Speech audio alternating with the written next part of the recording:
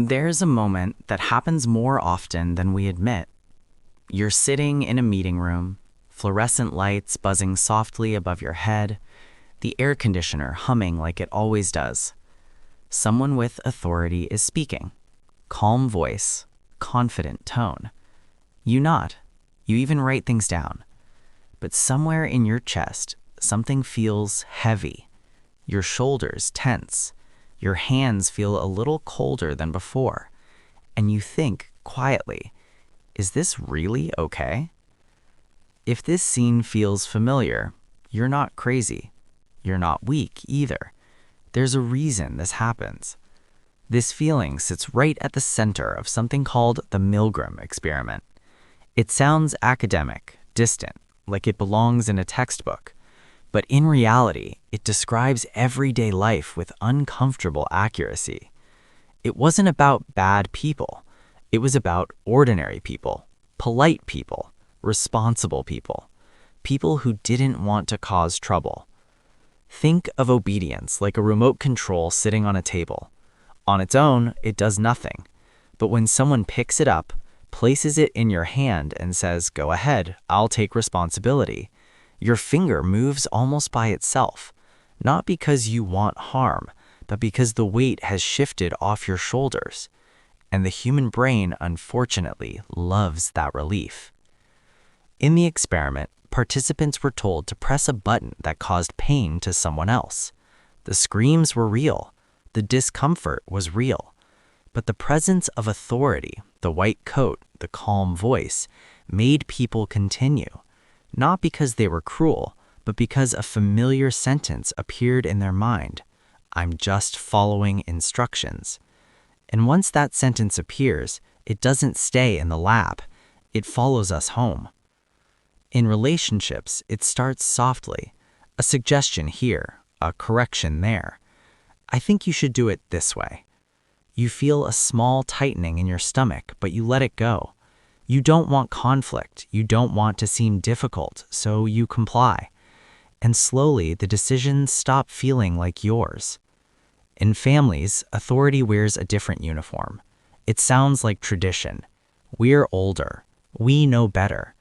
You sit at dinner, fork topping lightly against the plate, swallowing words along with your food. Obedience feels safer than disagreement.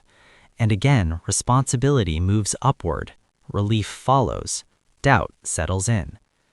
Workplaces refine this even further. No shouting, no threats, just phrases like, "This is the direction. This comes from above." Your body reacts before your mind does.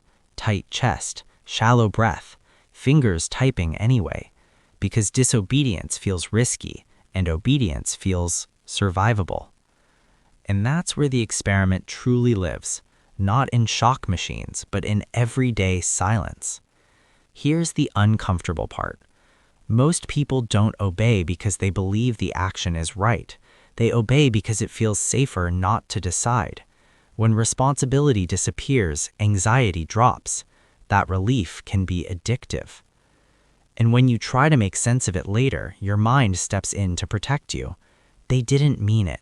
They're under pressure. They're doing this for my good. These thoughts sound kind, mature, reasonable. But there's a line worth remembering. Accidents happen once. Patterns repeat by choice. This is where many people blame themselves. Why didn't I speak up? Why did I go along with it? But here's the truth, and I want to say it gently. This isn't a personal failure. It's biology. Your nervous system is wired to avoid isolation. Belonging has always meant survival. Obedience often feels like the quickest way to stay connected. Understanding this is the pivot, because awareness doesn't turn you rebellious, it turns you conscious. The way out isn't dramatic, it's small and almost boring, which is why it works. Next time someone gives you an instruction that makes your body tighten, don't answer immediately. Pause for 2 seconds. Let the silence exist. Those 2 seconds interrupt automatic obedience. They remind your body that you still have a choice.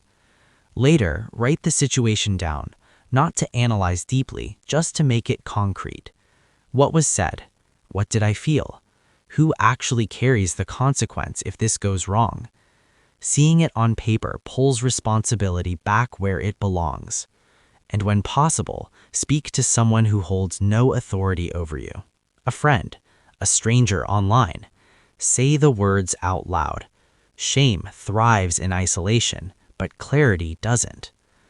If any part of this made your chest feel lighter, even just a little, that matters.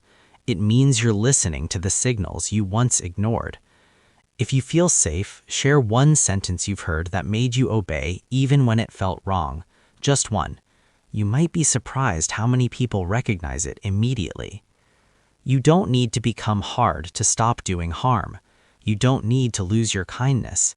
You just need to stay awake while you're being asked to obey. And that, quietly, changes everything.